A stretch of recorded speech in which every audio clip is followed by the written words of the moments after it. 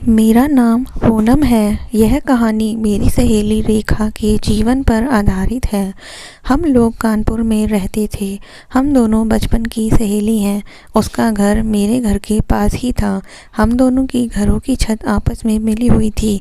बात तब की है जब रेखा 8 साल की थी। तब उसकी माँ दूसरे बच्चे को जन्म देते समय स्वर्ग सिधार गई थी। दूसरा बच्चा भी कुछ घंटे जीवित रहने के बाद भगवान को प्यारा हो गया था। घर में शोक का माहौल था। जब रेखा की माँ जिंदा थी तब रेखा की शरारतों से पूरे घर का माहौल रौनक भरा रहता था।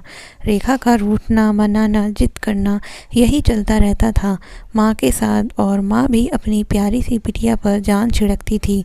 रेखा की ताई के कोई बच्चा नहीं था, जिस कारण उनकी रेखा की माँ से बनती नहीं थी, और रेखा को उधम करते देख उसकी ताई को बहुत गुस्सा आता था, जिसके चलते वह रेखा को डांट लगा देती थी। रेखा की ताई का घर भी हमारी गली में ही था। ताई के गुस्से के कारण रेखा ताई के घर नहीं जाती थी, और जब रेखा की माँ दूसरे बच्चे को जन्म देने वाली थी तो रेखा की ताई को बहुत बुरा लग रहा था कि उसके 2 औलाद हो जाएंगी, पर मेरे एक भी औलाद नहीं है। इन्हीं सब बातों के चलते रेखा की माँ और ताई में मनमुटाव रहने लगा था। पर जब रेखा की माँ का देहांत हो गया तो रेखा के ऊपर जैसे दुखों का पहाड़ टूट पड़ा था। घर में कहने को तो सब लोग थे, पापा, ताऊ, ताई, पर इन सब के होने के बावजूद रेखा का बाल मन प्यार को तरसने लगा था। रह रहकर माँ की याद सताने लगती तो रेखा रो पड़ती थी। तब जैसे मानो ताई को इसी मौके का इंतज़ार था। बात बात पर ताई रेखा को डांट देती थी, जिसके चलते रेखा की शरारतें उसका बचपन दम तोड़ने लगा था। अब रेखा सहमी सहमी सी रहने लगी थी। उसने ज़िद करना, रूठना छोड़ दिया था, क्योंकि उसे धीरे धीरे समझ आ रहा था कि अब माँ नहीं है, इसीलिए कोई भी उसकी ज़िद को पूरा नहीं करेगा। रेखा के पापा सुबह काम पर जाते और रात को शराब पीकर आते, और ताई तो पूरे घर की मालकिन ही बन बैठी थी। रेखा की माँ के मरने के 2 महीने बाद ताई ने रेखा के पापा की शादी अपनी विधवा बहन से करवा दी थी। ताई बहुत खुश थी अपनी विधवा बहन का घर बसते देख। रेखा को समझाया गया कि नई माँ ही अब उसकी माँ है, पर रेखा का बाल मन उसे माँ नहीं मान पा रहा था। परंतु वो तो बच्ची थी, क्या कर सकती थी। माँ के मरने के बाद और घर वालों के रूखे व्यवहार के कारण तो वो वैसे ही सहम कर रहने लगी थी। इसलिए सबके कहने पर ना चाहते हुए भी नई माँ को माँ कहना पड़ रहा था। रेखा की सौतेली माँ को रेखा बोझ की तरह लगती। अब तो रेखा पर सौतेली माँ के जुल्म शुरू हो चुके थे। सारा दिन रेखा को घर के काम में लगाए रखती, जिस कारण रेखा अपनी पढ़ाई नहीं कर पा रही थी। पढ़ाई ना करने की वजह से रेखा को स्कूल में टीचर्स के गुस्से का सामना करना पड़ता था, और घर पर सौतेली माँ के गुस्से का कहर बरसता था। तब रेखा की सौतेली माँ ने यह कहकर कि रेखा का मन अब पढ़ाई में नहीं लगता, स्कूल से नाम कटवा कर घर पर ही बैठा लिया। अब तो रेखा को 1 मिनट का भी आराम ना था। सारा दिन घर का काम करना, सौतेली माँ के गुस्से का शिकार होना, बात बात पर सौतेली माँ से मार खाना, यही उसकी नियति बन गई थी। इतना सब कुछ होने के बाद भी रेखा को सुकून नहीं था।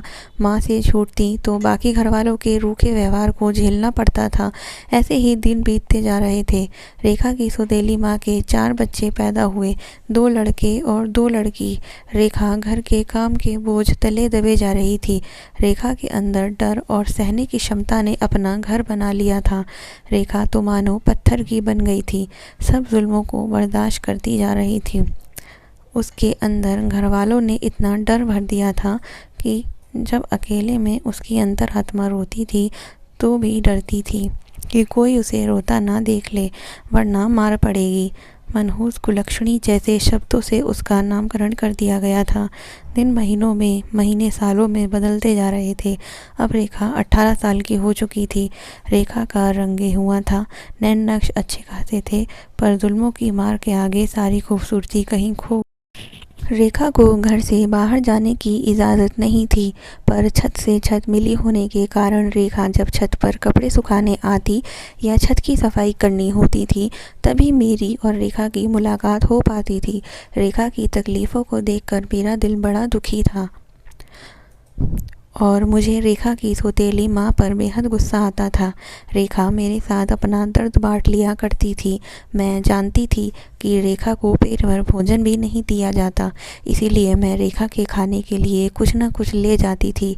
रेखा की सौतेली माँ के रूखे व्यवहार की वजह से मेरा रेखा के घर आना जाना बहुत कम हो पाता था, इसीलिए हम दोनों सहेलियों को जब भी अवसर मिलता तभी छत पर एक दूसरे का हाल ले लेती थी। एक मैं ही थी जिससे रेखा अपने दिल का दर्द बांट लिया करती थी।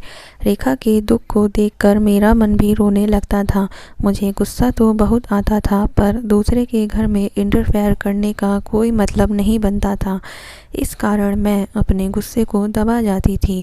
फिर मैं खुद भी तो मीडियम वर्गीय परिवार से ही थी और रेखा के घर वाले हमसे अच्छी पोजीशन में थे।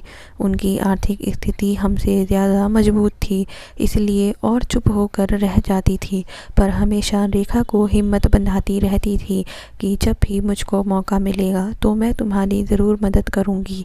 ऐसे ही दिन बीत रहे थे। एक बार की बात है, एक दिन मैं मम्मी के साथ किचन में हेल्प कर रही थी कि तभी दरवाजे की घंटी बजी। जैसे ही मैंने दरवाज़ा खोला तो मेरी खुशी का ठिकाना ना रहा। जतिन भाई ने यूं अचानक आकर हमें सरप्राइज़ कर दिया था। जतिन मेरे मामा का लड़का था। जब हम छोटे थे तब जतिन 2-3 बार घर आया था। उसका हमारे घर पर बहुत मन लगता था, परंतु मामा जी ने उसे पढ़ाई करने के लिए विदेश भेज दिया था। इसीलिए काफ़ी सालों बाद जतिन को यूं अचानक सामने देखकर हम सब चौंक गए। सब बहुत खुश हुए जतिन को देखकर। जतिन भी हम सबसे मिलकर बहुत खुश हुआ। सबसे मिलने और खाना खाने के बाद जतिन मुझे अपने कॉलेज की और विदेश की बातें बताने लगा। जब जतिन मुझसे अपनी बातें शेयर कर रहा था तो अचानक बातों को रोकते हुए मुझसे रेखा के बारे में पूछने लगा। बचपन में जब जतिन हमारे घर आया था तो उस समय रेखा की माँ जिंदा थी। हम तीनों मिलकर बहुत शरारतें करते थे, पर रेखा की माँ के मरने के बाद रेखा का हमारे घर आना बंद हो गया था। उसके बाद एक बार और जतिन का घर आना हुआ था, पर रेखा से उसका मिलना नहीं हो पाया था। फिर जतिन भी विदेश चला गया था। मैंने चौंकते हुए जतिन से पूछा, तुझे रेखा अभी तक याद है? जतिन, हाँ, क्यों नहीं। हम तीनों बचपन में खूब शरारत किया करते थे। कितना अच्छा लगता था जब हम तीनों साथ खेलते थे। भला बचपन की बात कोई भूलता है क्या? मैंने जतिन को रेखा के बारे में सब बता दिया, जिसे सुनकर जतिन को बहुत दुख हुआ। जतिन रेखा से मिलना चाहता था, पर रेखा का तो कोई टाइम ही निश्चित नहीं था छत पर आने का। इसलिए मैंने जतिन को कहा, जब रेखा का छत पर आना होगा तभी हम उससे मिल सकते हैं। एक दिन जतिन और मैं घर की छत पर टहल रहे थे कि तभी रेखा कपड़े सुखाने के लिए छत पर आई। मैंने रेखा को जतिन से मिलवाया। जतिन रेखा को देखकर बहुत खुश हुआ। वो रेखा से बात करना चाहता था और रेखा के लिए एक सरप्राइज़ गिफ्ट भी लाया था, जिसे वो खुद अपने हाथों से देना चाहता था। परंतु रेखा जतिन से बिना बात किए ही जल्दी से कपड़े सुखाकर काम करने के लिए नीचे चली गई और ना ही रेखा ने जतिन से गिफ्ट लिया। मैं समझ गई थी कि रेखा की माँ ने फिर से किसी बात पर रेखा के साथ क्लेश कर रखा है, इसीलिए वो छत पर नहीं रुक पाई। जतिन के दिल में रेखा के प्रति हमदर्दी उत्पन्न हो गई। अब तो जतिन का ज़्यादातर समय छत पर बीतने लगा। वह इंतज़ार करता कि कब रेखा छत पर आए और कब वह उससे बात करे। मैंने उसे समझाया कि तुम रेखा की मजबूरी को समझो। वह तुमसे बात नहीं करेगी, क्योंकि यदि उसकी माँ को पता चला कि वह एक लड़के से बात कर रही है तो उसकी माँ उसे ज़िंदा ही नहीं छोड़ेगी। परंतु जतिन को जैसे मेरी बात समझ ही नहीं आई। मेरे समझाने के बावजूद जतिन छत पर रहकर रेखा का इंतज़ार करता रहता। जतिन के दिल में रेखा के प्रति जो हमदर्दी थी वो कब प्यार में बदल गई, इसका पता तो जतिन को भी नहीं लग पाया। अब तो सोते जागते उठते बैठते उसे रेखा का डरा सहमा चेहरा नज़र आने लगा था। मुझसे जतिन के दिल का हाल ज़्यादा दिन छुप नहीं पाया और मैंने मेरे पूछने पर जतिन ने स्वीकार किया कि वह रेखा से बेहद प्यार करता है और उससे शादी करना चाहता है। यह बात सुनकर मुझे बहुत खुशी हुई, क्योंकि मैं खुद भी यही चाहती थी कि रेखा इस नर्क से बाहर निकल जाए। तब मैंने तमाम कोशिशें शुरू कर दी कि रेखा को भी जतिन से प्यार हो जाए। आखिरकार मेरी कोशिशें कामयाब होनी शुरू हो गई। अब रेखा जब कभी छत पर आती तो जतिन से बात कर लिया करती थी। अब रेखा के दिल में भी जतिन के प्रति हलचल पैदा होने लगी थी। एक दिन जतिन ने रेखा के आगे प्यार का इजहार करते हुए शादी का प्रस्ताव रख दिया। रेखा हैरानी से जतिन को देखने लगी।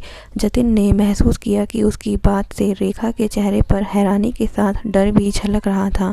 जतिन की बात का बिना जवाब दिए रेखा वहां से जाने लगी तो जतिन ने रेखा का हाथ पकड़ते हुए उससे कहा, रेखा, मैं सच में तुमसे बहुत प्यार करता हूँ और तुमसे शादी करना चाहता हूँ। क्या तुम मुझसे शादी करोगी? फिर भी रेखा ने कोई जवाब नहीं दिया। तब मैंने आगे बढ़कर रेखा से कहा, रेखा, मेरे भैया तुम्हें सच में बहुत चाहते हैं और मैं खुद भी चाहती हूँ कि तुम मेरी भाभी बनो। प्लीज़ भैया के प्यार को एक्सेप्ट कर लो और इस नर्क जैसे घर से पीछा छुड़ा लो। रेखा की आंखों में आंसू आ चुके थे। वह कुछ कहने के लिए मुंह खोलने ही जा रही थी कि नीचे से रेखा की सौतेली माँ की आवाज़ आई, ओ महारानी, ऊपर क्या तेरी माँ आती है तुझ मिलने, जो इतनी देर लगा देती है नीचे आने में। सौतेली माँ की आवाज़ सुनते ही रेखा जतिन से अपना हाथ छुड़ाते हुए नीचे भाग गई। अब जतिन के दिल में बेचैनी ने जन्म ले लिया था कि ना जाने रेखा क्या जवाब देगी। मैं जतिन को दिलासा देने लगी कि चिंता ना करो, मैं रेखा को बहुत अच्छे से जानती हूँ। मैंने रेखा की आंखों में तुम्हारे लिए प्यार देखा है। वह तुम्हारे प्यार को ज़रूर एक्सेप्ट करेगी। पर यह क्या, रेखा का छत पर आना बंद हो चुका था।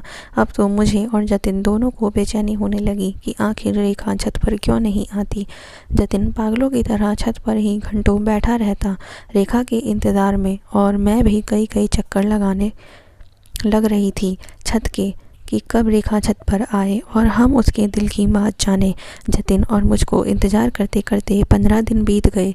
हम दोनों दुखी रहने लगे थे। जतिन के कहने पर मैं रेखा के घर जाने को तैयार हो चुकी थी। रेखा की हालचाल लेने के लिए मैं प्रिया के घर जाने के लिए निकल ही रही थी कि रेखा के माँ और पापा दरवाजे पर आकर खड़े हो चुके थे। उन्हें देखकर मैं ठिठक गई। तभी मेरी मम्मी ने उन्हें अंदर आने के लिए कहा। तब घर के अंदर आने के बाद रेखा के पापा ने शादी का कार्ड निकालकर मम्मी को देते हुए कहा, 7 दिन बाद मेरी बेटी रेखा की शादी है, आपको ज़रूर आना है। रेखा की सौतेली माँ ने मेरी तरफ देखते हुए कहा, तुम तो रेखा की बचपन की सहेली हो, तुम्हें ज़रूर आना है अपने मम्मी पापा के साथ। कार्ड देने के बाद वह लोग चले गए। जतिन, जो कि छत पर से नीचे उतर कर आ रहा था, जैसे ही रेखा की शादी के बारे में सुना तो एकदम कटे पेड़ की तरह धम से जीने पर ही बैठ गया। मुझे तो विश्वास ही नहीं हो रहा था कि रेखा की शादी होने वाली है। जतिन के दिल में अथाह दर्द था। रेखा उसका पहला प्यार थी। वह बहुत तकलीफ में था कि उसका पहला प्यार अधूरा कैसे रह सकता है। उसे तो रेखा के दिल की बात भी नहीं पता चली थी। मैं भी टेंशन में चल रही थी कि आखिर ऐसा क्या हो गया जो अचानक से रेखा की शादी तय कर दी गई। मुझसे जतिन का हाल देखा नहीं जा रहा था। मैंने जतिन से कहा, मैं रेखा के घर जा रही हूँ, आखिर पूछो तो सही कि क्या माजरा है और वह शादी क्यों कर रही है, क्योंकि मैं गलत नहीं हो सकती। मैंने रेखा की आंखों में तुम्हारे लिए प्यार देखा था। और यह कहते हुए मैं रेखा के घर चली गई, परंतु मुझे रेखा की सौतेली माँ ने उससे मिलने नहीं दिया और कह दिया कि अब अपनी सहेली से शादी वाले दिन ही मिलना। मैं मुंह लटकाए वापस अपने घर आ गई। जतिन फिर भी एक आस लगाए रेखा का छत पर इंतज़ार करने लगा, लेकिन रेखा नहीं आई। रेखा की शादी का दिन आ पहुंचा, पर रेखा छत पर नहीं आई। जतिन का दिल टूट चुका था। तब जतिन अपनी अधूरी चाहत को दिल में दबाए मेरे घर से वापस अपने घर चला गया, क्योंकि वह रेखा को किसी और की दुल्हन बनते नहीं देख सकता था। शादी वाले दिन मैं रेखा के घर पहुंची। रेखा दुल्हन बनी बैठी थी। जैसे ही उसने मुझे देखा तो उसकी आंखों में आंसू आ गए। मुझे रेखा की बेबस आंखों में बहुत सारा दर्द दिखाई दिया, परंतु रिश्तेदारों की मौजूदगी की वजह से मैं रेखा से कुछ ना पूछ पाई। और न कुछ कह पाई। बारात आ चुकी थी। जब दूल्हा मंडप में पहुंचा तो दूल्हे को देखकर मेरे और रेखा के होश उड़ गए। दूल्हे को देखते ही रेखा चक्कर खाकर गिर पड़ी। रेखा को उठाकर कमरे में लाया गया और उसके चेहरे पर पानी के छींटे लगाए गए। रेखा को थोड़ी देर में होश आ गया। मेरा तो गुस्से के मारे बुरा हाल था। जो गुस्सा इतने दिनों से अपने सीने में दबाए बैठी थी, सारा बाहर आ गया और मैं बोल पड़ी, ये क्या आंटी, आपने रेखा के लिए कैसा दूल्हा ढूंढा है? वह कोई दूल्हा है? वह तो 45 से 50 साल का बुढ़ा है। हमारी रेखा तो अभी 18 साल की है और वो आदमी बूढ़ा तो है ही, साथ में गूंगा भी है। आप कैसे ऐसे इंसान के साथ रेखा की शादी कर सकते हैं? मेरा तो गुस्से के मारे बुरा हाल था, इसीलिए मैं बोले जा रही थी। माना कि आपने रेखा को जन्म नहीं दिया, परंतु ये है तो इस घर की बेटी ही ना। इतना बुरा कैसे कर सकते हैं आप लोग? आप लोगों ने रेखा का रिश्ता ऐसे आदमी के साथ तय करके यह साबित कर दिया है कि आप लोगों के अंदर की इंसानियत बिल्कुल मर चुकी है। और अंकल ने तो रेखा का दर्द कभी समझा ही नहीं। ऐसे पिता भगवान किसी और को ना दें। मेरे तेवर देखकर रेखा की माँ व ताई ने मुझे बेइज्जत करना शुरू कर दिया। खबरदार जो हमारे घर के मामले में बोली, तुम्हें हमने शादी में आने का न्योता दिया है, भाषण देने का नहीं। रेखा की माँ ने तो ताई की तरफ इशारा करते हुए कहा, देखो तो सही, पित्ते भर की छोरी है पर ज़बान 50 फुट लंबी है। ऐसा है पूनम, तुम दावत खाओ और अपने घर चलती बनो। परंतु मुझसे रेखा की बर्बादी नहीं देखी जा रही थी, इसीलिए मैं रेखा से इस शादी को ना करने के लिए कहने लगी। दबी ज़बान में आज पहली बार रेखा ने किसी काम को करने के लिए मना किया था, मतलब उसने शादी करने से इनकार कर दिया। तभी चटाक से रेखा के गाल पर चांटा पड़ गया और तब तलक रेखा की ताई ने मेरे माता पिता को भी वहां बुला लिया था और रेखा की माँ और ताई मेरे माता पिता की बेइज्जती करने लगी। तब मेरे माँ पापा मुझे खींचते हुए वहां से ले गए। मैंने रो रो कर अपने माता पिता से रेखा को बचाने के लिए बहुत मिन्नतें करीं, पर वो बोले कि ये उनके घर का मामला है, इसमें हम कुछ नहीं कर सकते। इधर रेखा के घर वालों ने उसकी शादी ज़बरदस्ती उस बूढ़े गूंगे आदमी से करवा दी। रेखा अपने ससुराल जा चुकी थी। रेखा की शादी करने के बाद उसके घर वालों ने उससे तमाम रिश्ते तोड़ लिए थे। उसके बाद मुझे रेखा के बारे में कुछ भी पता ना चला। समय पंख लगा के उड़ रहा था। कुछ समय बाद मेरी भी शादी हो गई।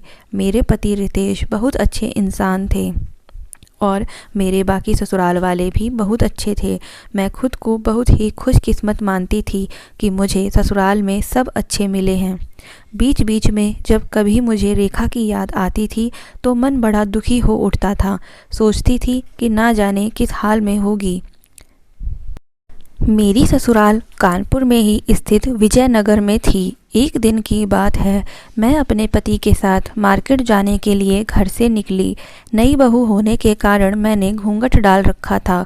मैं रितेश के साथ गली में से निकल रही थी कि मेरी नज़र पारदर्शी घूंघट में से सामने की ओर पड़ी और मेरी आंखों में खुशी की लहर दौड़ गई, क्योंकि सामने से रेखा चली आ रही थी।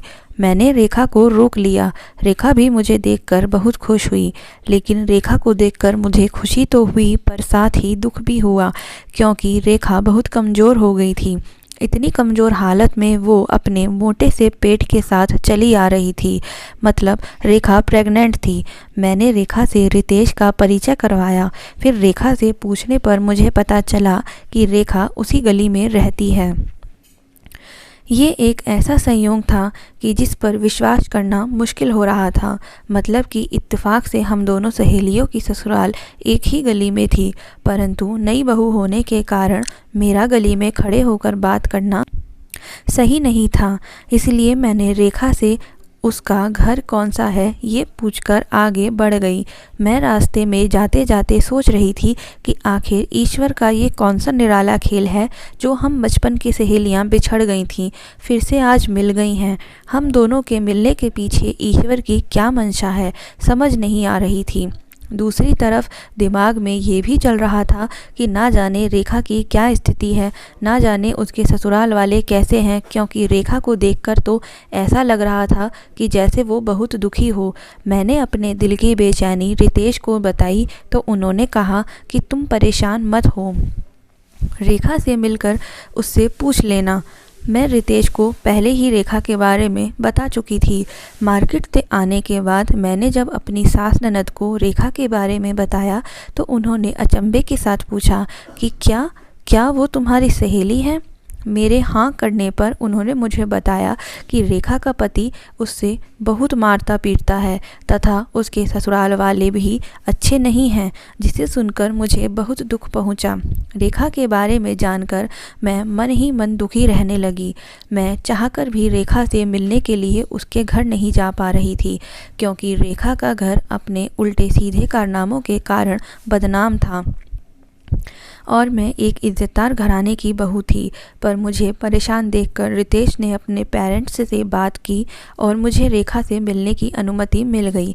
तब एक दिन मैं अपनी ननद के साथ रेखा से मिलने उसके घर पहुंच गई।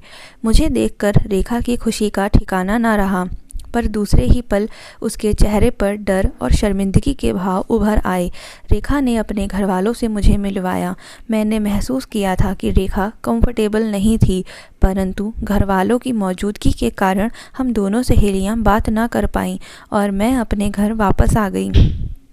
लेकिन हाँ, एक बात थी कि रेखा जो कि प्रेग्नेंट थी, उस हालत में भी कोई उसे चैन से बैठने नहीं दे रहा था। इसी से अंदाज़ा लग रहा था कि वो लोग उसके साथ बहुत बुरा सलूक करते होंगे। रितेश को जब मैंने बताया तो उन्होंने एक प्लान बनाया रेखा को मुझसे मिलवाने का। दरअसल हमारे घर में एक कथा होनी थी, हमारी शादी की। उस कथा में गली में से सबको बुलाया गया था। सहेली होने के कारण रेखा के घर वालों को स्पेशल रूप से कहा गया कि वो लोग भी रेखा के साथ आएं। गली की बात थी, दूसरे हम सहेलियां थीं। तीसरी बात यह है कि बहुत कम घरों में आना जाना था उन लोगों का अपने कारनामों के कारण, और ना चाहते हुए भी उन लोगों को रेखा को कथा में भेजना पड़ा। रेखा के साथ उसकी देवरानी आई थी। मुझे पता चला कि रेखा की देवरानी बहुत चालाक और धूर्त थी, साथ ही एक नंबर की लालची औरत थी। जब वो दोनों आईं तो कथा खत्म होने के बाद प्लान के तहत मेरी ननद ने रेखा और उसकी देवरानी को बताया कि पूनम भाभी अपनी सहेली के पहली बार घर आने की खुशी में गिफ्ट देना चाह रही हैं, सो अंदर कमरे में चलकर अपनी पसंद से गिफ्ट का चुनाव कर लें। बस फिर क्या था, गिफ्ट का नाम सुनते ही रेखा की देवरानी तो झट तैयार हो गई।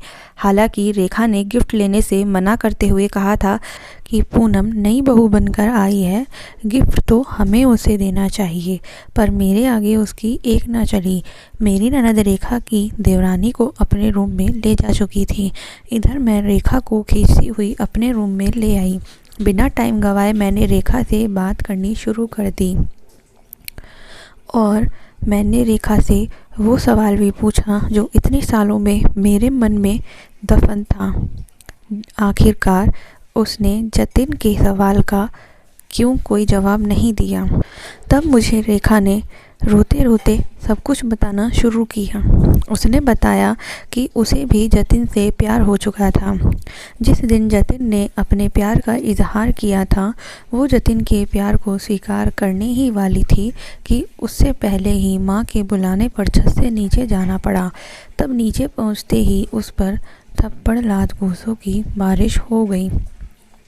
रेखा ने बताया कि जतिन को लेकर माँ को शक हो गया था, इसीलिए जतिन ने जब शादी का प्रस्ताव रखा था तो उस दिन माँ ने देख लिया था, क्योंकि शक के चलते वो भी मेरे पीछे छत पर आ गई थी और जीने की ओट में खड़ी हो गई थी, जिस कारण माँ के ऊपर आने का मुझे पता नहीं चल पाया। नीचे आने पर मुझे बहुत मारा गया। मेरे छत पर जाने पर रोक लगा दी गई, इसीलिए मैं चाहकर भी तुमसे और जतिन से मिलने ना आ सकी। और तब उसी रात मैंने ताई को माँ से कहते सुना, यदि ये रेखा यहाँ रही तो हमारी नाक कटवा देगी, और यदि इसकी शादी करते हैं तो काफ़ी रुपया खर्च हो जाएगा। मेरी नज़र में एक रिश्ता है, रेखा की शादी वहीं तय कर तुम। जिससे कि सांप भी मर जाए और लाठी भी ना टूटे। मतलब रेखा की शादी भी हो जाएगी और हमारा 1 रुपया भी खर्च नहीं होगा। यह कहते कहते रेखा रो पड़ी थी। रेखा ने बताया कि उसे शादी करने के नाम पर बेचा गया था, क्योंकि उसने लड़के वालों को रुपयों से भरा एक बैग माँ के हाथ में देते हुए देखा था। रेखा ने यह भी बताया कि उसका पति रोजाना शराब पीकर आता है और उसके साथ जानवरों जैसा सलूक करता है। दिन रात उसका पति और उसके घर वाले उस पर अत्याचार करते रहते हैं। उसके पति व ससुर और देवर की शराब पीकर लड़ाई दंगा करने की आदत के कारण गली में कोई भी उनसे ज़्यादा वास्ता नहीं रखता। तब मैं रोती हुई रेखा को चुप कराते हुए बोली, क्यों सहती हो इतने अत्याचार? पहले भी तुमने अपनी सौतेली माँ के इतने अत्याचार बर्दाश्त किए, अब इन लोगों को भी बर्दाश्त कर रही हो। इस बेमेल रिश्ते को ख़त्म करके अपनी ज़िंदगी नए सिरे से शुरू करो। समझाया भी कि मेरे पति रितेश बहुत अच्छे इंसान हैं, मैं और मेरे घर वाले तुम्हारी पूरी मदद करेंगे। परंतु रेखा ने एक बार फिर से अपने डर के आगे हथियार डाल दिए। वह इस रिश्ते को तोड़ने की हिम्मत नहीं कर पा रही थी। रेखा माँ बनने वाली थी। मैंने उसे उसकी संतान का भी वास्ता देते हुए समझाया, परंतु रेखा को मेरी बातें समझ नहीं आई। मुझे रेखा के जुल्मों को सहने की आदत को लेकर गुस्सा आ गया और मैं रेखा से गुस्से में बोल पड़ी, ठीक है, पड़ी रहो वहीं। तुम्हें अत्याचार सहते रहने की शायद आदत पड़ चुकी है, इसलिए तुम अपने आप को इस नर्क से बाहर नहीं निकालना चाहती। अगर यही तुम्हारी मर्जी है तो यही सही, पर मैं तुम्हें दर्द में नहीं देख सकती और तुम्हें दर्द में रहने में मज़ा आने लगा है, इसीलिए मैं अब आज के बाद तुमसे कभी नहीं मिलूँगी। और यह कहकर मैं कमरे से बाहर निकल गई। अपनी देवरानी के साथ रेखा वापस अपने घर चली गई थी। उसके जाने के बाद मैं बहुत रोई। रितेश ने मुझे बहुत समझाया, पर मैं रेखा की हालत की सोच सोचकर उदास रहने लगी थी। मेरा मन लगा बंद हो गया था। मेरी हालत देखकर रितेश ने अपना ट्रांसफ़र लखनऊ करवा लिया था। मैं अपने पति रितेश के साथ लखनऊ आ चुकी थी। समय बीतने लगा। लखनऊ आए हुए हमें 4 साल हो गए थे। इन 4 सालों में मैं एक प्यारी सी बेटी की माँ बन चुकी थी। एक बार फिर से 4 साल बाद मेरा और रितेश का वापस कानपुर आना हो रहा था। मैं अपने पति रितेश और बेटी के साथ अपने ससुराल वापस कानपुर आ चुकी थी। वहाँ आने पर मुझे रेखा के बारे में जानने की बेचैनी होने लगी और मुझे मेरी सास और ननद से जो पता चला रेखा के बारे में, उसे सुनकर तो मेरे पैरों तले ज़मीन ही खिसक गई। वहाँ आने पर मुझे रेखा के बारे में जानने की बेचैनी होने लगी। तब मेरे पूछने पर मुझे पता चला कि रेखा 2 बच्चों की माँ बन चुकी है और उसके पति का शराब ज़्यादा पीने के कारण निधन हो चुका है। मेरी सास ने बताया कि अब तो रेखा के हाल और भी ज़्यादा बुरे हो गए हैं। उसके ससुराल वाले उसको बहुत सताते हैं। यह सब जानने के बाद एक बार फिर से मैं रेखा को लेकर परेशान हो गई। तब मैंने रेखा को देखने जाने के लिए रितेश और अपनी सास से अनुमति मांगी। मुझे रेखा से मिलने की अनुमति मिल चुकी थी। मैं बहुत खुश नसीब थी कि मेरे ससुराल वाले सब बहुत सपोर्टिव हैं। लास्ट टाइम मैंने जो कड़वी बातें रेखा से कही थी, उन सब कड़वी बातों को भुलाकर एक बार फिर से मेरे कदम रेखा के घर की तरफ उठ चुके थे। मैं जब उसके घर पहुंची तो रेखा की सास ने दरवाज़ा खोला। मुझे देखकर उनके चेहरे का रंग बदल गया। रेखा घर पर नहीं है, बाद में आना, ये कहकर दरवाज़ा बंद करने लगी। तभी मैंने दरवाजे को पकड़ते हुए कहा कि कोई बात नहीं, मैं तब तक रेखा का इंतज़ार कर लूँगी, मैं अंदर बैठ जाती हूँ। परंतु उसकी सास ने मुझे अंदर आने के लिए मना कर दिया। तब मुझे शक हुआ कि ज़रूर कोई गड़बड़ है। तब मैंने सख्ती से कहा कि यदि रेखा से मुझे मिलने नहीं दिया गया तो मैं यहाँ सारी गली को इकट्ठा कर लूँगी। मेरे तेवर देखकर रेखा की सास ने मुझे अंदर आने को कहा और रेखा के कमरे की तरफ इशारा करते हुए बोली, जाओ जाकर मिल लो। वैसे भी अब वह हमारे किसी काम की नहीं है, खाने के मतलब की रह गई है। कोई काम धाम तो उस पर होता नहीं है। पता नहीं कब यह मरेगी और कब हमारा पीछा छूटेगा। उनके इतने कड़वे व्यवहार को देखकर मुझे गुस्सा तो बहुत आया, परंतु मैं अपने गुस्से को पीते हुए रेखा के कमरे की तरफ चली गई और मैंने देखा कि रेखा बिस्तर से लगी हुई थी और बेतहाशा खांस रही थी। उसके बच्चे जो कि बेटी वहीं पास में बैठी रो रही थी और उसका बेटा जो अभी बहुत छोटा था, लेटा हुआ था, वह भी रो रहा था। उन बच्चों को देखकर ऐसा लग रहा था जैसे वो अनाथ हो। बाकी सब घरवाले अपने अपने काम में लगे हुए थे। किसी को भी उन बच्चों के रोने का फ़र्क नहीं पड़ रहा था। मैं रेखा के पास पहुंची तो रेखा मुझे यूं अचानक अपने सामने देखकर अचानक से रो पड़ी। मैंने रोती हुई रेखा को अपने गले से लगा लिया और तब तक मेरी आंखों से भी आंसू बहने लगे थे। मैंने देखा रेखा को बहुत तेज बुखार चढ़ा हुआ था, पर उसके ससुराल वालों को तो रेखा से कोई मतलब ही नहीं था। वह जिए या मरे, किसी को कोई मतलब नहीं था। रेखा हड्डियों का ढांचा बन चुकी थी। रेखा रोते रोते कहने लगी, पूनम मेरी मदद करो, मेरे बच्चों ने सुबह से कुछ नहीं खाया है, मैं भी 2 दिन से भूखी हूँ। जब तक मुझसे काम हुआ तब तक मैंने काम किया, परंतु अब मुझसे कोई काम नहीं हो पा रहा है, तो किसी ने मुझे खाने को भी नहीं दिया। रोते रोते पूनम कहे जा रही थी, मुझे यहाँ से निकाल लो वरना मेरे घर वाले मुझे मार देंगे, और मेरे पति के मरने के बाद से ही मेरे ससुर और देवर मेरा शारीरिक शोषण करते आ रहे हैं। यह सब बातें रेखा रोती रोती एक ही सांस में कह गई थी। ये सब बातें सुनने के बाद मेरा कलेजा फट गया और मैं रेखा को चुप कराते हुए अपने साथ डॉक्टर के यहाँ ले चलने के लिए खड़ा करने लगी। मैंने रितेश को भी फ़ोन करके गाड़ी लाने को कह दिया था। तभी रेखा के सास और ससुर और देवर देवरानी वहां आकर खड़े हो गए और कठोर आवाज़ में बोलने लगे कि उनकी बिना मर्जी के वह उनकी बहू को कहीं नहीं ले जा सकती। यह उनके घर की बातें हैं, मुझे बीच में फंसने का कोई हक नहीं है। और वो लोग मुझे भी बुरा भला कहने लगे। तब मैंने गुस्से में रेखा की तरफ देखकर कहा, रेखा एक बार फिर से मैं तुम्हारे पास आई हूँ और एक बार फिर से तुम्हारे पास मौका है। यदि तुमने आज भी सही फैसला नहीं लिया तो फिर सब कुछ खत्म हो जाएगा। जिस तरह तुमने बचपन से लेकर अब तक दुख उठाए हैं, क्या तुम चाहती हो कि तुम्हारे मरने के बाद तुम्हारी संतान को भी तुम्हारी तरह दुख झेलना पड़े? क्योंकि जो हालत तुम्हारी चल रही है और जैसे तुम्हारे घरवाले तुम्हारे साथ करते हैं, ऐसे हालातों में तो तुम जिंदा नहीं बचोगी।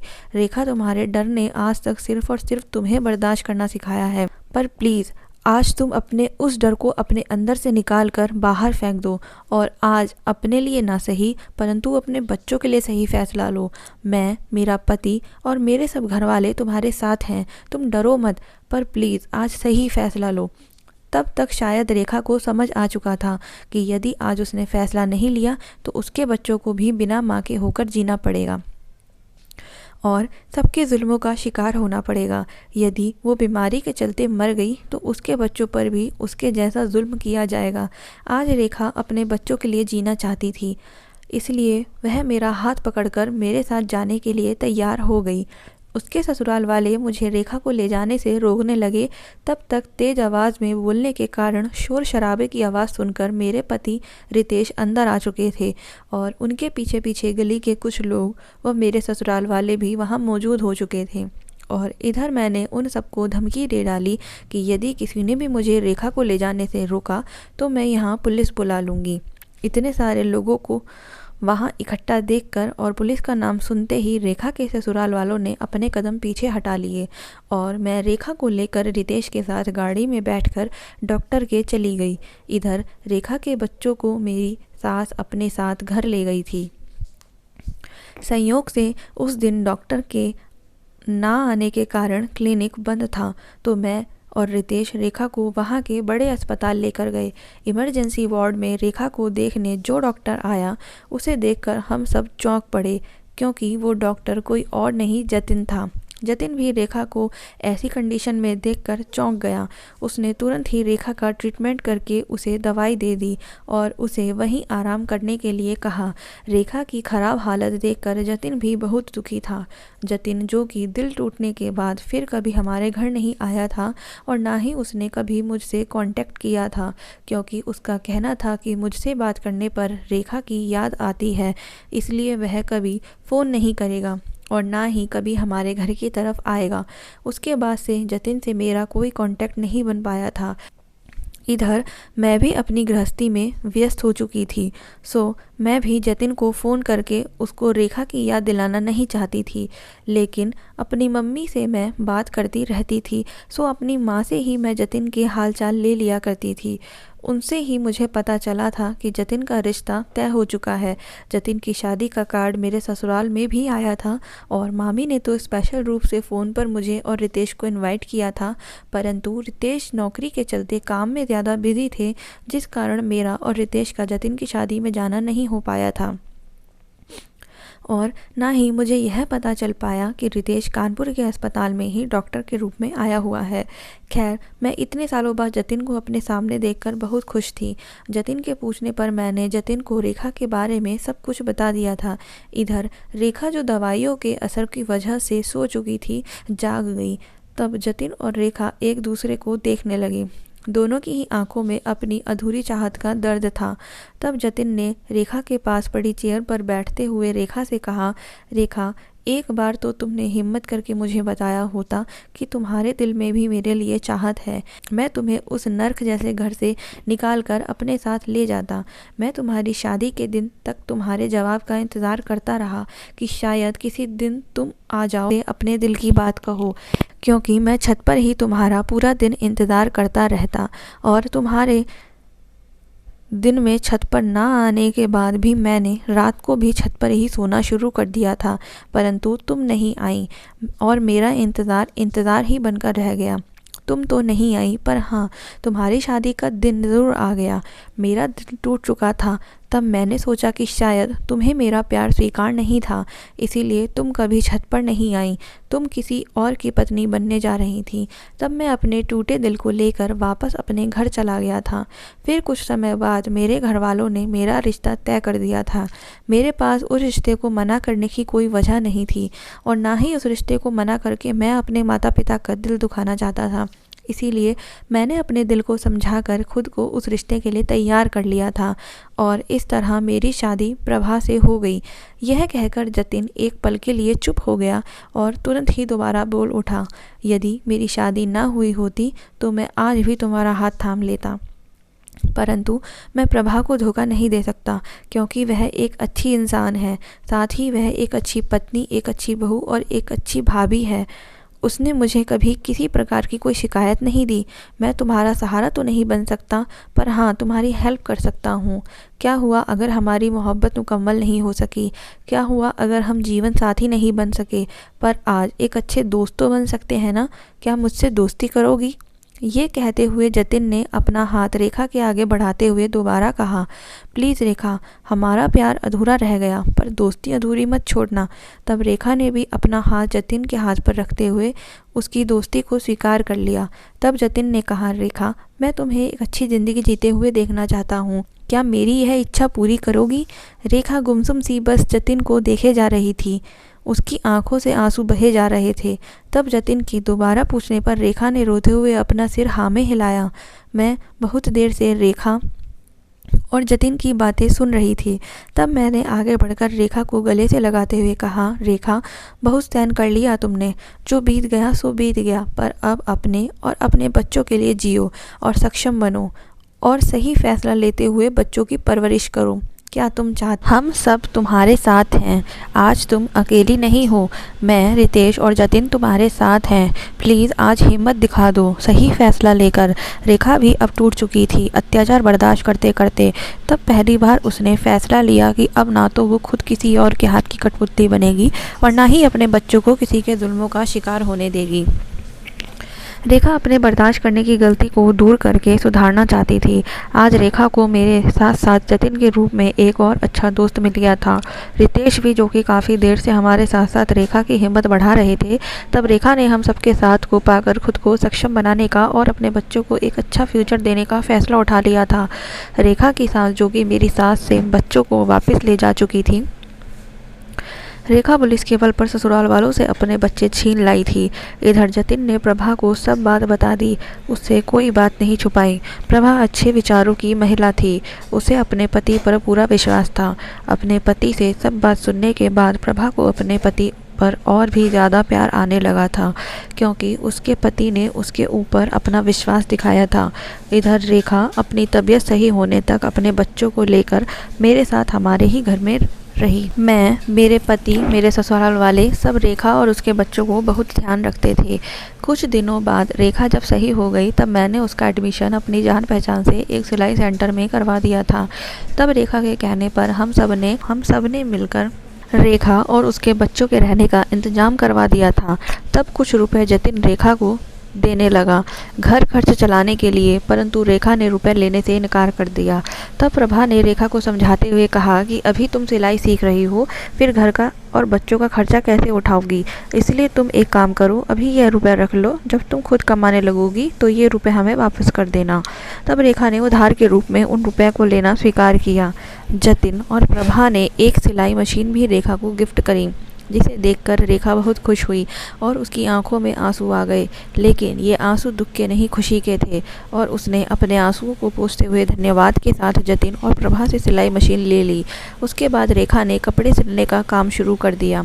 1 साल बाद रेखा ने अपनी मेहनत और लगन से खुद का एक छोटा सा बुटीक खोल लिया। अब रेखा के अंदर आत्मविश्वास आ चुका था। आज की तारीख में रेखा एक कमज़ोर नहीं बल्कि सशक्त नारी के रूप में उभर रही है। रेखा को आत्मविश्वास के साथ आगे बढ़ते देख हम सब बहुत खुश थे। समय अपनी रफ्तार से आगे बढ़ता जा रहा था। रेखा के बच्चे बड़े हो रहे थे और अब दोनों बच्चे स्कूल जाने लगे थे। एक बार मैंने और जतिन ने कोशिश की कि रेखा किसी का हाथ थामकर अपनी ज़िंदगी में आगे बढ़ते हुए अपनी लाइफ को कंप्लीट कर ले, पर रेखा ने फैसला लिया था कि वह दूसरी शादी कभी नहीं करेगी, क्योंकि जो कड़वा अनुभव वह अपने पिता की दूसरी शादी से प्राप्त कर चुकी थी, वही दर्द वह अपने बच्चों को नहीं देना चाहती थी। रेखा जान चुकी थी कि दूसरी माँ या दूसरा बाप कभी पहले बच्चों को एक्सेप्ट नहीं करता, और फिर वह खुद एक सफल वुमन बनकर आगे बढ़ रही थी। उसे किसी के साथ की ज़रूरत नहीं थी। रेखा का लक्ष्य अपने आप को सफल बनाने का और अपने बच्चों को एक अच्छी परवरिश देने का था। कहते हैं भगवान के घर देर है अंधेर नहीं, जब वक्त आता है तो ईश्वर सबके कर्मों के हिसाब से न्याय करता है। जिस तरह रेखा की सौतेली माँ ने एक विधवा की बच्ची के साथ इतना बुरा किया था, उसी तरह उसको भी अपने बुरे कर्मों की सज़ा मिल रही थी। रेखा की सौतेली माँ के जो 4 बच्चे थे, उनमें से सबसे बड़े बेटे की शादी तो हो गई, परंतु बहू के साथ बन ना पाई, जिस कारण बहू बेटा उस घर को छोड़कर अलग घर बसा चुके थे, और बहू ने अपनी सास से यानी कि रेखा की सौतेली माँ से तमाम रिश्ते तोड़ दिए थे। इधर दूसरा बेटा आवारा बन चुका था और चरस गांजे का शिकार हो चुका था, और दोनों बेटियों में से एक बेटी किसी के साथ भाग गई थी और दूसरी की शादी तो हुई, परंतु वह अपनी ससुराल में दुखी रहती थी। मेरा मायका भी वही होने के कारण मुझे रेखा के मायके की पूरी खबर रहती थी, परंतु जिस तरह रेखा के मायके वालों ने रेखा को त्याग दिया था, उसी तरह रेखा ने भी अपने मन से अपने मायके वालों को त्याग दिया था। यही वजह थी कि रेखा और मेरे बीच कभी उन लोगों को लेकर कोई बात नहीं होती थी। रेखा ने ससुराल वालों से भी तमाम रिश्ते तोड़ दिए थे, और अब रेखा अपने बच्चों के साथ अपनी ज़िंदगी में आगे बढ़ चुकी थी। अगर आपको हमारी आज की कहानी अच्छी लगी हो तो प्लीज़ हमारी कहानी को ज़रूर लाइक करें। साथ ही साथ हमारे को कमेंट बॉक्स में बताएं कि आपको हमारी आज की कहानी कैसी लगी, और चैनल को सब्सक्राइब करना बिल्कुल ना भूलें, जिससे हमारी आने वाली और भी रोमांचक कहानियाँ सबसे पहले आप तक पहुँचें। Thank you.